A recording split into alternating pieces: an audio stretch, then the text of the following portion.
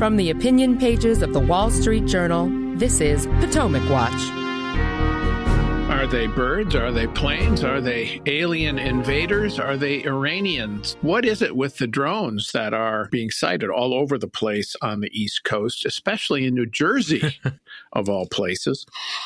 The appearance of unidentified aerial objects has dominated the news in recent days around the East Coast, with politicians demanding answers, offering explanations of what might be happening, some of them bizarre. But what does this mean? Is our society simply being overwhelmed with mistrust for anything that authorities tell us? That's our subject for Potomac Watch today. Welcome. I'm Paul Gigot with the Wall Street Journal opinion page, and this is our daily podcast. I'm here with Bill McGurn and Kim Strassel. Welcome to you both. Well, the drone panic is all over the place here, and you can tell because Chuck Schumer, the Senate Majority Leader, is on the case with a presser, and let's listen to him talk about what he wants. We're asking the DHS, the Department of Homeland Security, to deploy special detection systems like the Robin, which use not a linear line of sight, but 360-degree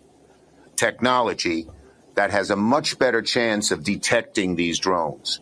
And we're asking DHS to bring them to the New York, New Jersey area. Bill McGurn, you live in New Jersey. Are you being invaded? Yes, here at Drone Central. I mean, it's certainly a topic of discussion. It's all over the place. Everybody's talking about it. We were at a party Saturday night, and the couples whose homewards we were at, they said they saw unidentified objects. I mean, I've seen some things. To me, I can't tell the difference. They look like aircraft and so forth. Nobody's panicked. So far, Paul, no Russian-speaking or Chinese-speaking people have been found landed in town with no explanation.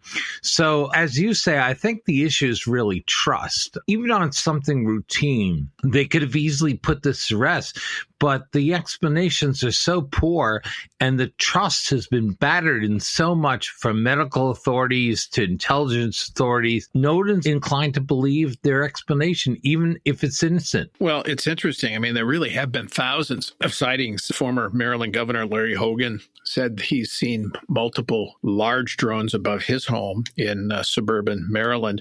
Stewart International Airport, which is up the Hudson River Valley from New York, was shut down for an hour on Friday evening because of some kind of object that was sighted. The Biden administration did a briefing on Saturday, which was on background, but a Defense Department official on background said Saturday that they have had sightings over Picatinny Arsenal and the Naval Weapons Station Earl, both of which are in New Jersey, but they don't think that there's anything nefarious about it. But it hasn't stopped the politicians from speculating. Jeff Van Drew, a congressman, Republican from New Jersey, said he thinks the drones are coming from an Iranian mothership, Kim. Okay.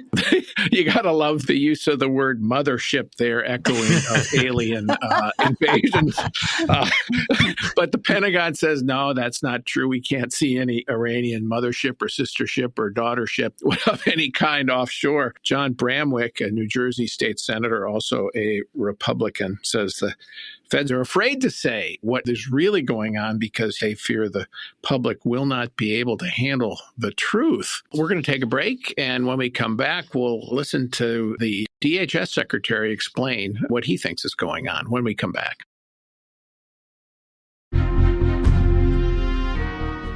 Welcome back. I'm Paul Gigot here on Potomac Watch with Kim Strassel and Bill McGurn. Let's listen to Alejandro Mayorkas, the DHS secretary, talk about the threat. It is our job to be vigilant in the federal government with our state and local partners on behalf of the American public, and we can assure their safety by reason of that vigilance. We've deployed personnel, technology, and if there is any reason for concern, if we identify any foreign involvement or criminal activity, we will communicate with the American public accordingly. Right now, we are not aware of any. If we become aware of any, we will communicate accordingly and take appropriate action. Kim, that has been the consistent message from the feds, that they've looked at this, they're on the case. They are deploying all resources to be able to figure it out, but that there's really nothing they've been able to find of any kind of criminal or threatening activity. Why didn't anybody believe them? Well, by the way, can I just put on the record that I, for one, am not surprised at all that this is happening in New Jersey. If there was any state I would have expected it to happen in, it would be New Jersey. Just thought I'd throw that out there. Here's my problem with the government response, and I think is what is frustrating to so many Americans, which is that the response has been consistent in its total inconsistency, which is they're saying two things at once. We don't know what these things are, but don't worry.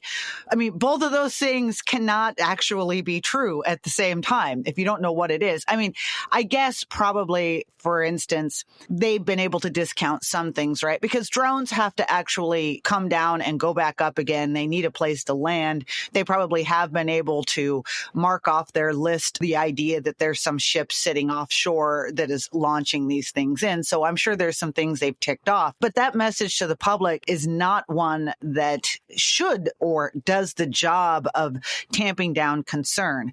And I think the other thing is there's a lot of confusing aspects about a lot of these reportings too. I mean, first of all, we have to assume we've had about 5,000 reportings of these to the FBI, which is interesting. The FBI says almost all of those are fixed wing manned aircraft that people are simply, they don't understand what they're looking at. But even the FBI acknowledged that probably about 100 of these reports merited further review. Also, the people who've seen these, some of them are reporting that they are up to 6 feet wide, which is much larger than any drone you or I could go and buy. So that's odd. It's sort of weird that, for instance, they're saying that if these are fixed wing manned aircrafts, why on earth would Stewart Airport shut itself down? They have flight plans of all of that stuff. So that's a bit odd as well, too. Then reports of them coming in from the ocean direction and going back out to the ocean direction, which is not something that's easy to do if you've ever flown a drone. There was another report, by the way, too, of a guy, this was in Newsweek. He sent his own drone up to take a look at one of these things, and it came down, his did, because he flew it into FAA restricted territory. And when that happens, the technology behind drones stops working. So his drone spun out of control, but the other drone stayed up in the air. These are the sort of reports Americans are getting. A lot of people own drones, and they know that this doesn't really make a lot of sense, which is why people are still standing by for some better information from government. All very interesting, Kim. In the briefing on Saturday by the administration on background, there was somebody from the FAA there, the Federal Aviation Administration, and he had noted, this is just a factual point, Bill, that generally speaking, it's legal to fly a drone in most locations across the country, both during the day and at night. They're supposed to remain below 400 feet.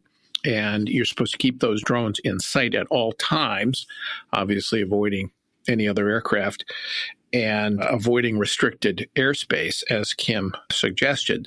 I think there are something like 1 million licensed drones in the United States, something like that. That's the figure. That's about right. Yeah. That the FAA suggested. So there's a lot of them out there, but I mean, it's very odd that the administration hasn't been able to get its handle on it in a way that would be persuasive. Yeah, I think that's the point, Paul. Like, no one's surprised.